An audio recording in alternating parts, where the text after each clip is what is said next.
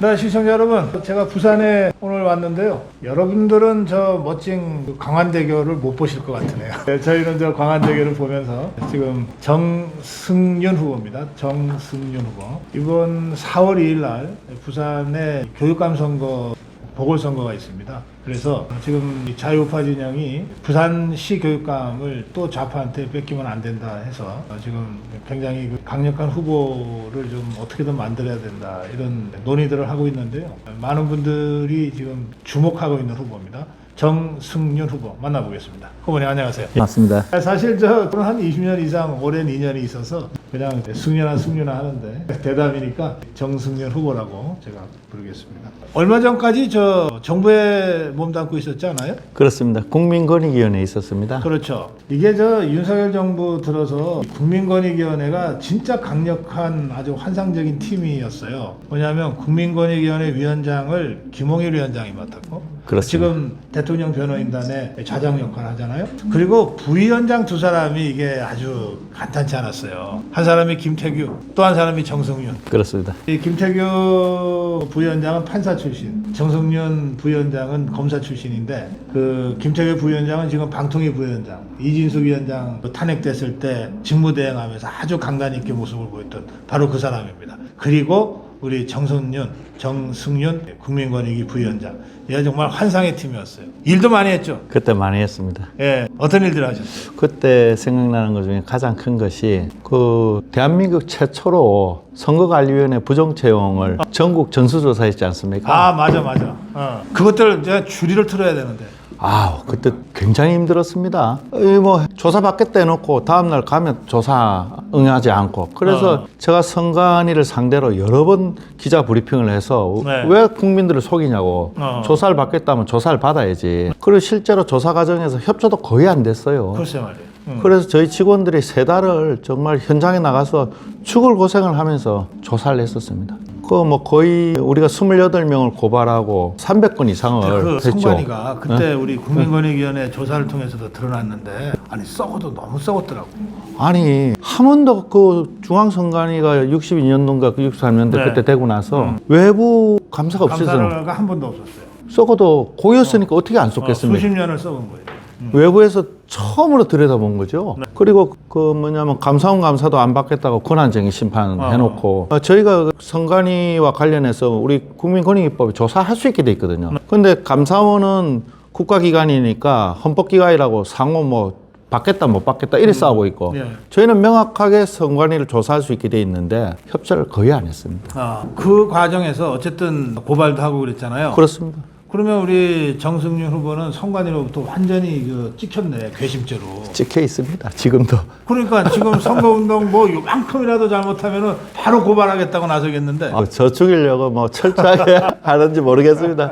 제가 그 이야기를 계속 아니 이러니까 국민들이 부정선거와 관련돼서 어떻게 믿겠냐는 거죠. 선관위 해명을. 그렇죠. 그러니까 그 선거 사무와 관련해 가지고는 조사받은 바가 없거든요. 외부 기관으로부터. 저희가 인사만 봤는데 인사도 아주 빙산의 일각만 봤습니다. 협조가 안 돼서. 저희가 봤을 때 7년치의 일부만 봤기 때문에 훨씬 많은 비리가 있을 것이다. 그때 조사에 참여했던 저희 직원들 다 그렇게 생각하고 있습니다. 그때 그 어려운 과정을 통해서 빙산의 일각이 드러난 게 뭐 무슨 선관위 사무총장의 자녀가 어떻게 불법으로 편법으로 뭐 취직이 됐니 뭐 이런 것들이 이제 수십 건 수백 건 많습니다. 그렇게 드러났던 거죠. 아주 특이한 편법들이 많이 드러났죠. 그래서 그때 뭐 젊은 청년들이 어떻게 저런 식의 채용 과정이 있을 수가 있냐고. 아마 선관위와 같은 그런 식의 채용은 대한민국 어디에도 없을 겁니다. 일반 사기업도 그렇게 안 합니다. 그런데 어쨌든 우리 정승윤 후보는 4월 2일 부산시 교육감 재보궐선거에 나가서 당선을 목표로 뛰고 있는데 보통 후보들은 아무리 속으로는 생각을 해도 대놓고 이렇게 스탑 더 스틸 이런 거 붙이고 다니는 사람 없는데. 왜냐하면은 이렇습니다. 가장 저는 생각하는 것 중에 저도 공직을 오래 했고 뭐 교수도 오래 했는데 설명을 해야 됩니다. 공직자나. 국민들이 의심을 하면은 그것이 설령 국민들이 잘못된 의심이라고 하더라도 공직자의 기본 자세가 뭡니까? 설명하는 자세입니다. 설명할 책임이 있죠. 책임 있고 설득해야 됩니다. 우리가 그 가장 괴담 중에 심했던 것 중에 하나가 후쿠시마 오염수 문제입니다. 얼마나 괴담이 심했습니까? 그러나 윤석열 정부에 1년을 다 투자해서 얼마나 많은 설명을 했고 국민들을 설득했습니까? 선관위는 설명한 적이 없습니다. 믿어라. 뭘 믿는다는 거죠? 뭘 믿으라는. 그래서 이 선관위의 이 태도는 정말로 저는 대한민국 국민 주권이 있지 않습니까? 국민인 주권자에게 설명을 해야 되는데 정말로 오만한 자세죠. 있을 수 없는 자세가 저는 선관위의 부정선거와 관련된 태도라고 생각합니다. 사실 윤석열 대통령 계엄 선포의 주요 이유 중에 하나도 이 선관위에 대한 부정선거에 대한 수많은 의혹에도 불구하고 제대로 밝혀진 적이 없으니까 예. 그 계엄을 통해서라도 좀 살펴봐야 되겠다. 이게 들어가 있더라고요. 그렇습니다. 지금 선관위와 관련돼서 부정선거 설명이 안 됐는데 가장 큰 문제가 외부 감사가 없댔지 않습니까? 네. 그러면 국민들이 스스로 그걸 밝히려고 소송을 많이 했습니다. 그런데 선관위 위원장이 어떻습니까? 중앙선관위 위원장이 대법관입니다. 63년도 중앙선관위가 되고 나서 대법관 출신이 한 번도 안 된 적이 없습니다. 그렇죠. 그리고 지방선관위 위원장들 전부 다 지방법원장들이 합니다. 그리고 시군구에는 부장판사들이 하고.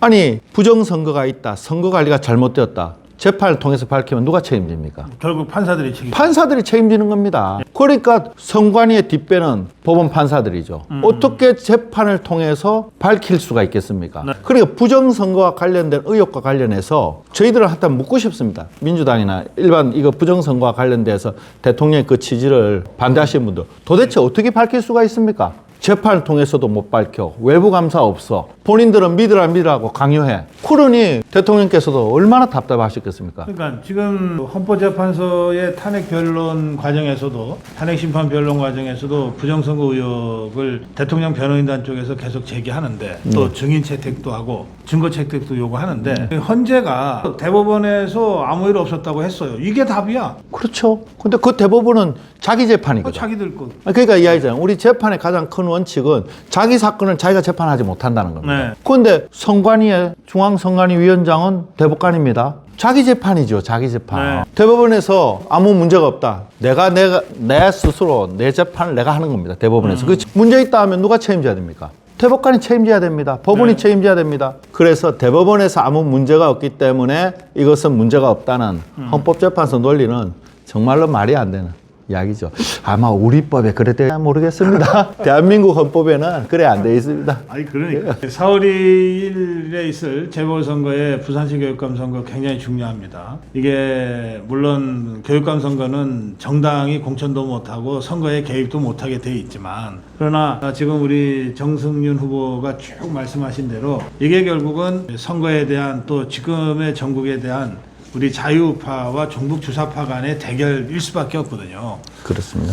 이제 최근에 여러 여론조사나 그 흐름을 보면 우리 자유파 진영이 부산에서 그게 부산시 교육감 선거든 뭐 국회의원 선거든 압도적으로 이기는 것이 당연한데 지금 여론조사상 그렇단 말이에요. 그렇습니다. 그런데 막상 선거로 들어가 보면 그 부산시 교육감 선거가 만만치 않다 이런 얘기들이 부산 지역에 좀 사정을 잘 아는 분들이 몇 분이 저한테 그런 말씀을 하시더라고요. 그래서 저희 고성국 TV도 부산시 교육감 선거에 좀 일찍부터 관심을 가져야 되겠다. 그렇게 해서 오늘 사실 긴급하게 야밤에 그 대담이 이루어졌는데 실제 지금 상황이 어떻습니까? 좌파들이 3명 나와 있죠. 네.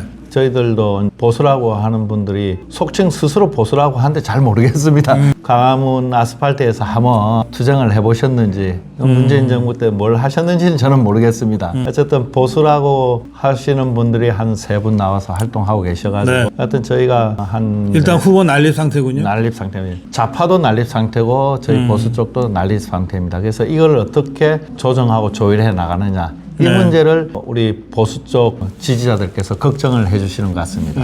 그래요. 뭐 내가 진짜 자유파 후보다라고 하는 주장은 뭐 여러 후보들이 할 수 있지만 이제 우리가 그걸 판별해내는 건 유권자의 몫이잖아요. 그렇습니다. 조금 전에 국민권익위원회 부위원장으로 있으면서 했던 활동 또 선관위에 대한 조사를 직접 담당했던 이게 이제 특수통 검사 출신이라 아마 그런 수사와 관련된 부분은 국민권익위에 있으면서도 주로 담당을 했어요. 그래서 우리 정성윤 부위원장이 기자회견을 제일 많이 했던 걸로 제가 기억을 해요. 국민들한테 알려야 되니까. 그렇습니다. 그래서 그런 그동안의 활동 이력을 보시면 진짜 누가 진짜 자유우파 후보인지 그건 여러분들이 판단이 뭐 그렇게 어렵지 않을 거라고 생각합니다. 자, 그런데 저는 사실 좀 의외였어요. 정성윤 후보가 부산시 교육감 출마 준비를 한다는 소식을 듣고 내 머릿속에 정승윤은 특수통 검사로만 딱 임명이 돼 있어가지고 교육감이면은 무슨 교육계 종사를 몇 년 이상 하고 그래야 되는데 그런 생각이 들더라고요. 근데 사실은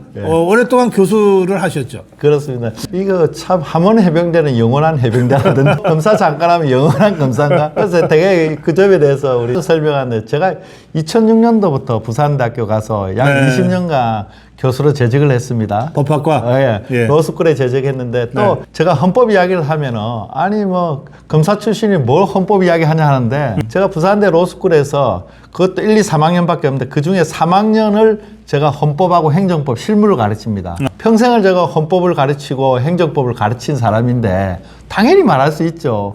그래서 중앙행정심판위원회 위원장도 했지 않습니까? 그래서 이번에 헌법과 관련된 문제들에 대해서 제가 좀 여러 이야기를 합니다. 제 전공이기 때문에 맡은 업무이기 때문에. 그래서 헌법학자 중에 한 분이세요? 헌법하고 행정법 실무를 가르칩니다. 그 헌법 말씀을 하셔서 생각이 났어요. 어제 그저께 그 허영 교수 지금 이제 현직의 석좌 교수니까 아직 현직이라고 보면 현직에 있는 대한민국 헌법학자 중에 가장 신망이 두텁고 권위가 가장 큰 그런 분이 허영 교수인데 그렇습니다. 이분이 지금 진행되는 헌법재판소가 10가지의 위법을 범했다. 그래서 이대로 강행해서 대통령을 만약에 파면한다면 헌법재판소가 가루가 될 것이다, 그날로. 사실 그분이 굉장히 완곡하게 표현하시는 분인데 굉장히 격렬하게 주장을 하더라고요. 그렇습니다. 제가 고시 공부할 때 그때 허영 교수님이 연세대학교 나와서 헌법책을 쓰셨습니다. 그 당시 제일 유명했던 분은 서울대에서 김철수 교수, 권영선 교수님. 그 두 분의 헌법책을 보다가 독일의 슈미트주의, 결단주의인데 슈멘트의 통합주의 헌법 이론을 가지고 오신 거죠. 아주 정말로 그 책을 읽으면서 쇼킹하더라고요. 너무 새로운 시각으로서의 헌법학을 쓰셔가지고 그때 고시 공부할 때 저는 허영 교수님 책도 다 봤습니다. 그래서 그리고 시험을 쳤는데 그 위에 우리나라에서 활동 최고의 헌법학으로서 석좌 교수님은 세 분이시거든요. 김철수 교수님, 권영선 교수님, 그 다음에 허영 교수님. 그래서 지금 현존하시는 교수님 중에 허영 교수님이 우리 헌법에서는 가장 원로 교수님으로서 신망이 두터우신데 가루가 될 거다는 이야기를 제가 오늘도 그 이야기를 했습니다. 어떤 이야기를 했냐면은 지금 그 책 좀 잠깐만 주시죠. 제가 잠깐만 설명 좀 그러세요. 그 책이 헌법소송법입니다. 제가 로스쿨에서 3학년 학생들 가르칠 때 쓰는 기본 교과서형 교재입니다. 김하일 교수가 쓴 책인데 이게 그 헌법 실무 제도에서 그대로 나온 건데 여기 보면은 그대로 있어요. 여기 권한 대행자에 대한 탄핵 688페이지에 여기에 보면은 예를 들면 권한 대행자가 탄핵 대상자가 아닌 경우 이게 무슨 말이냐면은 이 사건이 최초에 있는 것이 방통위 부위원장을 탄핵할 수 있느냐. 인사청문회도 없는데 그래가지고 할 수 없이 김태규가 그때 갔죠. 왜냐하면 사직을 하고 그 당시에 방통위 부위원장 그래서 급히 국민권익위에 같이 있던 김태규 부위원장님이 그쪽으로 방통위 부위원장이 갔습니다. 그러니까 이게 이진숙 위원장은 먼저 탄핵을 했어요. 그러니까 김태규 부위원장이 권한대행을 하면서 뭘 하려고 그러니까 김태규까지 탄핵하겠다. 그때 그럼 이 사람이 이게 과연 탄핵 대상이 되는 거냐? 그렇습니다. 그렇게 논란이 그때 뭐냐면 교과서에 탄핵이 된다, 가능하다라고 있다. 그래서 민주당에서 탄핵을 발의를 했거든요. 그래서 할 수 없이 그 당시 앞에 이상인 방통위 부위원장님이 사직을 하고 그리고 급히 김태규 부위원장님이 임명이 돼서 들어갔습니다. 여기에 된다고 해놨어요. 그러면은 대통령 권한 대행자에 대해서 몇 표로 해야 되느냐? 이 교과서에 그대로 있습니다. 200석이다. 200석. 그런데 192석으로 탄핵시켰거든요. 교과서에 그냥 써있네. 있어요. 제가 합니다. 교과서에 있는 대로 해가지고 방통위 부위원장은 된다고 해가지고 민주당에서 했습니다. 국회에서. 교과서대로 해야 될 거 아닙니까? 이 교과서에는 200석입니다. 그러면은 지금 192석으로 한덕수 총리 탄핵을 했는데 탄핵이 안 된 거죠. 그렇지 않습니까? 그렇지. 200석이 안 됐으니까. 그러면은 탄핵이 안 된 거고. 그러니까 최상목 권한대행은 권한대행이 아니에요. 저는 최상목 권한대행이 뭐 하는 사람인지 모르겠습니다. 자기가 권한이 있는지도 없는지도 모르면서 정계선하고 조한창 임명을 딱 하더라고요. 왜냐하면은 임명을 해서는 안 되죠. 한덕수 국무총리 탄핵이 적법한지 안 한지 먼저 심판해달라고 기다렸어야죠. 그렇죠. 지금도 마찬가지입니다. 윤석열 대통령 지금 심판하는 조한창 정계선이 있는데 그 사람들 사실은 이 한덕수 국무총리 200석 안 된 걸로 탄핵 소추가 무효라고 하면은 그 사람 2명 재판관 아닌데 지금 재판하고 있는 겁니다. 그러니까 자동 자격 없음. 그게 무효죠. 재판관이 아닌 사람이 지금 윤석열 대통령 헌법재판하고 있는 겁니다. 이 교과서에 따르면 당연히 무효죠. 그 재판. 탄핵 재판 무효입니다. 그래서 한덕수 국무총리부터 이 문제를 해결 안 하고 가면은 제가 봤을 때 우리 그 허영 교수님이 말씀하시듯이 헌법재판소 가라 엎어지는 거죠. 네. 그래서 저는 그런 생각합니다. 우리 대한민국 헌법에 따르면 순서대로 가야 되고 200석이어야 되는데 이게 전부 다 우리 법에는 그래 안 돼 있나 봐요. 또 우리 법 나왔네. 아니 제가 헌법을 공부했는데 정말 대한민국 헌법은 제가 공부를 했습니다. 근데 우리 법이 어떻게 돼 있는지 몰랐어요. 쟤네들은 대통령 권한대행 150법안석이면 된다고 생각하나 봐요. 우리 법에는. 그러니까. 그 우리 법을 주도하는 사람이 누굽니까? 아니 헌법 해석과 관련해서 되게 재밌는 게 국회의장이 헌법이 그렇다 하면 그렇게 해석되는 겁니까? 한덕수 권한대행 150석 넘으면 되는 거야. 우헌식이가 그냥 지가 그렇게 임의로 해석하고 밀어붙인 거예요. 그렇습니다. 예. 그러면 그래 헌법이 그렇게 되는 겁니까? 저는 학자로서 도무지 이건 묵과할 수 없습니다. 우리 허영 교수님도 똑같은 말씀을 하시는 거예요. 한덕수 국무총리부터 200석인지 아닌지부터 판단해도 그리고 거기에는 정계선하고 조한창 들어갈 수 없습니다. 왜냐하면 그 사람들은 그 이후에 임명됐기 때문에 그렇죠. 6명이서 심판해야 됩니다. 자기 임명권과 관련된 사건이기 때문에 이해관계자이기 때문에 조한창, 정계선 빠지고 현재 있는 6명이 제일 먼저 한덕수 국무총리 그거에 대해서 탄핵이 될 수 있느냐 탄핵 소추가 맞느냐 안 맞느냐 이거부터 해야 됩니다. 그런데 문영배 기가 찬 이야기 아닙니까? 누굽니까? 마흔혁이 그거 하겠다고 가고 있어요. 네. 제가 다시 이야기하고 싶은 거는 최상목 권한대 스스로를 좀 돌아왔으면 좋겠습니다. 본인이 권한이 있는지 없는지. 알겠어요. 우리 부산시 교육감에 지금 출마한 후보인데 부산시 교육감보다 우리 고성국 TV의 이 전문 패널로 이런 거 해석하시는 게 더 국민을 위해서 좋지 않나요? 이게 제 전공이다 보니까 그래서 제가 늘 이야기합니다. 대한민국 헌법재판소라는 것은 기본적으로 헌법의 기능이 뭡니까?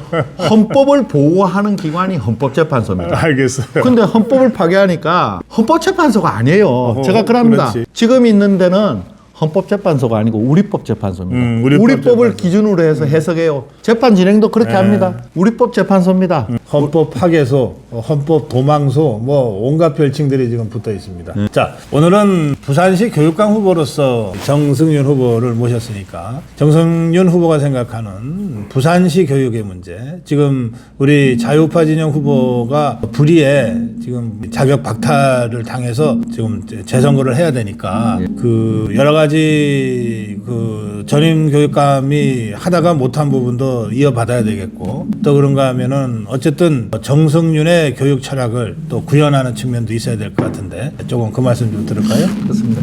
지금 이번 재선거는 1년입니다. 1년이고 이미 예산이라든지 정책이 다 편성이 되어 있고 진행 중이기 때문에 제가 재선거에서 당선된다고 해서 기존에 있는 하현수 교육감 정책을 바꾸거나 이럴 수 있는 그런 시간적인 것도 물리적으로 불가능할 뿐만 아니고 특히 하현수 교육감께서 윤석열 정부의 교육 정책을 충실히 받아들여가지고 충분히 받아들여가지고 예. 상당 부분 성과를 많이 냈습니다. 늘봄학교부터 시작해가지고 네. 그래서 저는 기본적으로 지금 있는 교육 정책을 이어나가되 다만 부족한 부분들, 보충할 부분들에 대해서만 좀 더 수정하고 보충을 하겠다 하는 게 기본 입장이고 다만 제가 정말 하고 싶은 것은 이겁니다. 지금 우리 학생들한테 정말 필요한 것은 뭐냐면은 진실이 뭔지 거짓이 뭔지 이거를 판단할 수 있는 네. 지혜가 필요합니다. 우리 사회가 이렇게 극심한 혼돈과 혼란에 빠진 이유는 기본적으로 기초교육에서 진실과 거짓을 구분하는 능력 이것이 상당히 저는 떨어져 있다 바라보고 이것을 좀 더 확장해야 된다. 그게 좌파교육 때문에 그런 거죠. 종교조식 좌파교육 때문에. 그리고 더 나아가서 불의에, 의로움에 기반해서 불의에 항거할 수 있는 용기가 필요합니다. 이 지혜와 용기가 없으면 대한민국 한치 앞도 발전할 수 없습니다. 그래서 네. 전체적으로는 이러한 영역에서의 교육을 좀 더 보충하고 보강할 생각입니다. 근데 제가 말씀 들으면서 이런 생각이 들었어요. 그러니까 우리 교육감이 되면은 유, 초, 중, 고등학교 교육을 맡잖아요. 그렇습니다. 그런데 이번 이제 그 계엄 이후 탄핵 국면에서 1230 세대가 계몽됐다는 얘기를 많이 했잖아요. 그렇습니다. 그 1에 해당되는 세대가 중고등학생 학생들에 해당될 수 있어요. 그렇습니다. 실제로 우리 탄핵 저지 집회에 가면 아주 어린 애들도 엄마 아빠 손잡고 나오지만 10대들이 굉장히 많아요. 근데 그걸 보면 이들의 계몽은 누가 하나하나 손에 쥐어주듯이 가르쳐서가 되는 게 아니고 그렇습니다. 어느 순간 딱 그 자기 스스로 각성하는 계기가 주어질 때 그게 가능하다. 이번 경우에는 대통령이 몸을 던져서 우리 1230 세대가 각성하게 됐다. 그런 점에서 앞으로 부산시 교육을 이끌어 가실 때 그 학생들이 스스로 각성할 수 있는 어떤 계기를 교육청에서 또 교육감 차원에서 어떻게 적극적으로 제공할 거냐 이런 고민이 좀 필요하지 싶어요. 그렇습니다. 지금 현대 사회에서 AI 시대에서도 가장 중요한 것이 생각하는 능력이라죠. 근력이라죠. 그리고 더 나아가서 뭡니까? 질문하는 근력이라고 합니다. 네. 결국 우리 교육에서 학생들에게 할 것은 단순히 암기하고 지식을 전달하는 것이 아니고 스스로 판단하고 스스로 검토할 수 있는 교단에 한 20년 있었으니까 학생들 질문하는 거 보면 알죠. 그럼요. 저 친구가 리포트를 제대로 읽었는지 교과서 준비 제대로 했는지 아니면 그냥 맹탕으로 들어와 있는지. 제 수업은 저희가 한 120명 학생인데 많을 때 한 100명씩 들어와요. 그런데 저는 뭐 수업 시간 내내 질문을 합니다. 질문하고 답변하고. 왜냐하면 질문하고 답변하면은 그 학생이 어느 정도 공부를 하는지 알 수 있고, 그 다음에 질문을 많이 해야 학생들이 공부를 해서 옵니다. 생각도 해서 오고. 그래요. 질문하는 근력 아주 그거 참 좋은 말씀이네. 그걸 애들이 학생들한테 키워줘야 된다. 그렇습니다. 주입 안 됩니다. 스스로 질문하고 생각하고 질문을 던질 수 있는 이 능력이 우리 대한민국도 반듯하게 만들 수 있지만 알겠습니다. 더 나아가서 AI 시대를 이룰 수 있는, 선도할 수 있는 사람이 될 수 우리 있습니다. 정승윤 후보가 말씀하신 대로 이번에 4월 2일 날 재보궐선거에서 부산시 교육감에 당선이 돼도 임기가 1년이에요. 하윤수 전 교육감의 자녀 임기를 해야 되기 때문에, 그리고 나서는 다시 선거를 해야 됩니다. 그러니까 또 하윤수 교육감이 굉장히 그 중요한 교육 정책들을 쭉 해오고 있었거든요. 그렇습니다. 그래서 지금 이번 재보궐선거에 나서는 후보들한테 새롭게 교육 비전, 교육 정책을 질문하는 거는 저는 별 의미가 없다고 생각해요.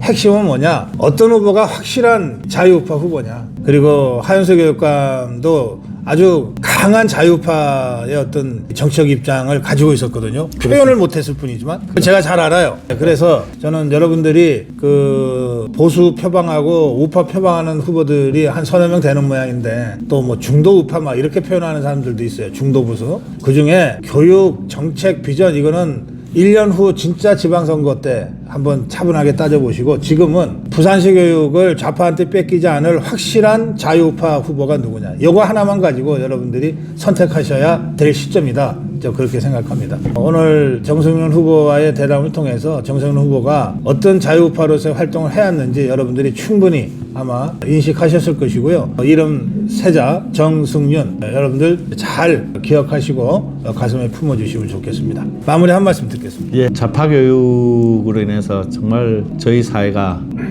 병들었죠. 오랜 세월 정교조와 좌파 교육으로 인해서 지금 그 1세대들이 꼼짝달싹 안 합니다. 40대, 50대를 거치면서 그분들 정말 어떻게 저런 분들을 지지할 수 있을까, 이런 생각이 드는데, 저는 그것이 과거의 그 교육 때문에 그렇다라고 판단하는 사람 중에 한 명입니다. 그래서 새로운 우리 자라나는 미래 세대에게는 다시는 그런 불행을 안겨줘서는 안 된다. 그래서 절대로 좌파 교육감 안 된다 하는 것이 제 입장입니다. 그리고 제 이름 정말 어려우실 텐데 좀 쉽게 설명하겠습니다. 정승윤입니다. 정의, 우리는 정의는 반드시 정의다. 정의. 승리, 윤과 함께입니다. 꼭 기억해 주시기 부탁드립니다. 정승윤입니다. 고맙습니다. 부산 사람들, 경상도 사람들이 승자 발음이 잘 안 돼요. 성성 그러는데 승리로 기억하시면 되겠어요. 윤석열 대통령이 굉장히 믿고 아꼈던 그런 후배입니다, 여러분. 부산시 교육감 후보 정승윤 후보를 여러분 기억해 주시기 바랍니다. 고맙습니다. 고맙습니다.